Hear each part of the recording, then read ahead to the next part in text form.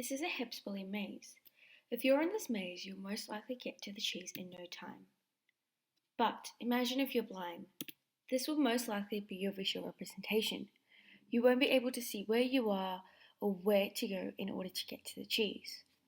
The ability to navigate through a maze is dependent on your egocentric navigation.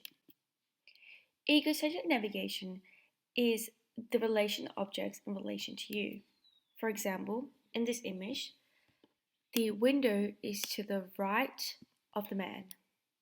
While egocentric navigation has been studied, the activation of V6 during egocentric navigation hasn't been studied yet. A study conducted by Aggius-Vella and team looked at the activation of human area V6 during egocentric navigation with and without visual experience. So what is the visual area V6? The visual area V6 is part of the dorsal visual stream and is known to respond to visual motion. It is often activated by navigationally relevant stimuli such as the external views of the building. Not only that, the visual area V6 is connected to the parahippocampal area, meaning that it may be possibly involved in egocentric navigation. Another interest point in the background is about congenitally blind individuals. Congenitally blind individuals are individuals who are born blind.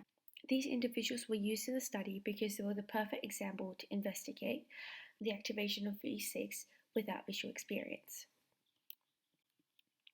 So what were the research questions that the researchers were trying to address? Firstly, they were trying to address whether task specialization can develop in the absence of visual experience. Secondly, they were trying to investigate whether V6 is involved in visual egocentric navigation. And lastly, they were trying to look at whether V6 does respond to body movements. We will not be looking at question 3 as this is part of experiment 2 within the same article. So what were the hypotheses? Firstly, they hypothesized that task specialization would develop in the absence of visual experience. And secondly, that V6 is involved in egocentric navigation. So how did they conduct this experiment? So they had 14 sighted individuals and 9 congenitally blind individuals. For the sighted individuals, while undergoing an fMRI, they undertook 2 Hepsbury mazes and a controlled or scrambled condition, and these were virtually taken. They were also equipped with an eye crane. An eye crane is a sensory substitution device that has a lower frequency the further you are away from the wall. In regards to the congenitally blind, they had a similar method, but it was conducted differently. Their process spanned over 5 days. Day 0 was pre-training. In pre-training, while undergoing the fMRI, they undertook the Hepsbury maze and a control condition, and they were also equipped with the eye crane in order to navigate through the maze. Day 1 to 3 was training day. So there were 3 training sessions, spanned over 3 days, and each session lasted for 2 hours each. In these sessions, they navigated through both the real and virtual Hepsbury mazes. Participants were trained in only Maze 1, and Maze 2 was used as a control condition in order to check for generalization.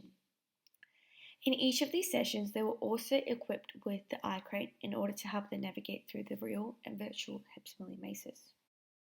Day 4 was post-training. In post-training, while undergoing the fMRI, they undertook the Hepsbury maze and the control condition, and they were also equipped with the eye crane. So what did the results show? The results showed there was a high activation in the sighted individuals in the V6 compared to the control condition. So here, compared with here and here.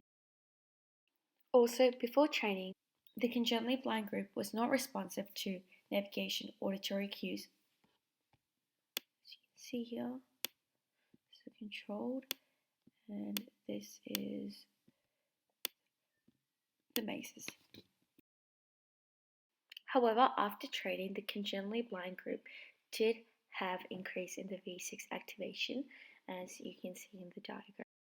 And lastly, when comparing sighted and congenitally blind individuals, the sighted still had high activation than congenitally blind after training.